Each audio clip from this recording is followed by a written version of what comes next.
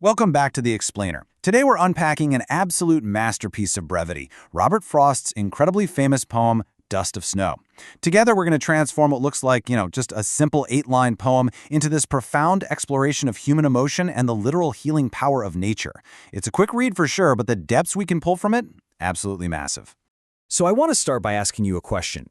Can a crow and a literally poisonous tree actually save your day? No, seriously, think about that for a second. In literature and honestly in real life, these are traditionally really dark symbols. We usually associate them with gloom, doom, bad omens, the whole shebang. But what if I told you that these exact elements might actually be the ultimate cure for a completely terrible, hopeless day? Okay, let's dive into this. Here's our roadmap for today. First, the simple incident itself.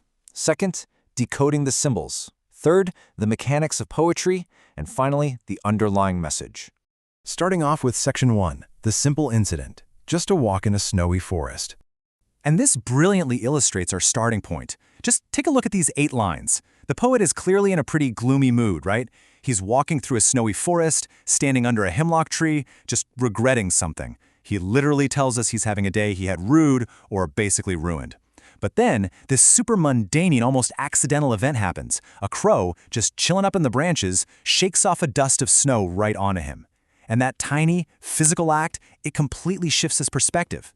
Let's break down exactly how this happens, stanza by stanza. Up until this exact second, the guy's day has been a total write-off. It's been awful. But this utterly ordinary natural happening, just snowflakes falling from the treetops, it abruptly ends his gloom. It's like a physical sensation that jolts him right out of his own head.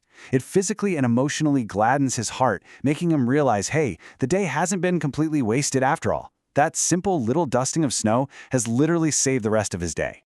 Moving right along to Section 2, decoding the symbols. Black, white, and catalysts.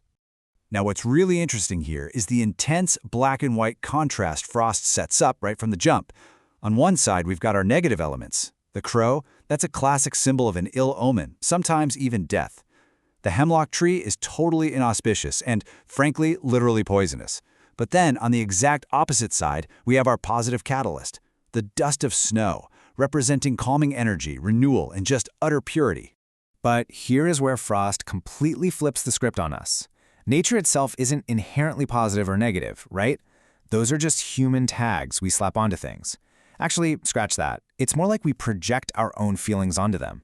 In this poem, the quote-unquote negative crow acts surprisingly as the essential agent. It's the catalyst bringing about peace and a new beginning. If that dark, scary crow hadn't shaken that poisonous tree, the pure, renewing snow would never have fallen. The negative elements are exactly what trigger the positivity. All right, Section 3, the mechanics of poetry, building the experience. So how does he build this? Frost employs a brilliant mix of technical devices here. Notice the steady walking pace of the A-B, A-B, C-D, C-D rhyme scheme. It totally mimics the poet's physical walk through the woods. We have alliteration, like the repetitive D sound in down and dust, or the H in hemlock, has, and heart, which really locks the words together. He uses a beautiful metaphor, comparing snowflakes to dust. But honestly, perhaps the most important tool here is enjambment, letting the sentences flow right onto the next line without any punctuation. It makes the entire poem feel like a single, fleeting, yet totally unified breath. Zooming in even closer, the absolute driving force of this poem is irony.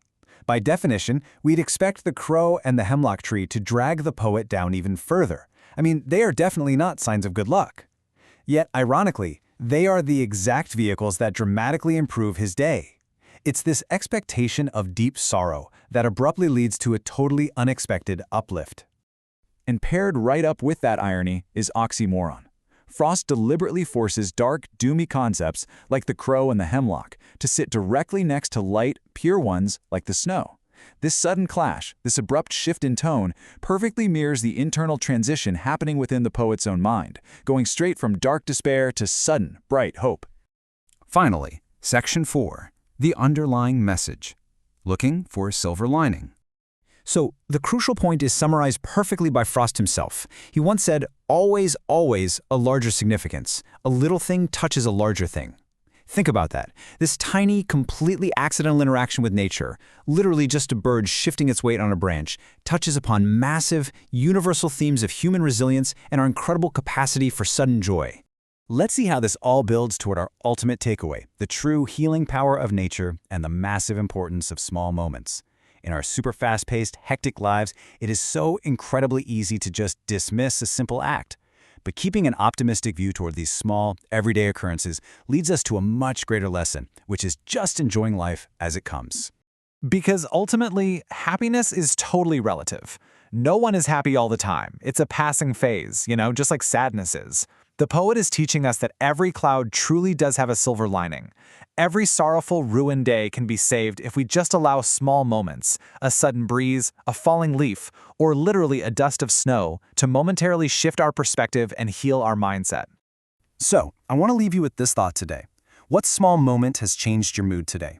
Keep your eyes open for your own dust of snow experiences out there, because the second you let a little thing touch a larger thing, your whole day might just be saved. Thanks for joining me on this explainer, and keep learning.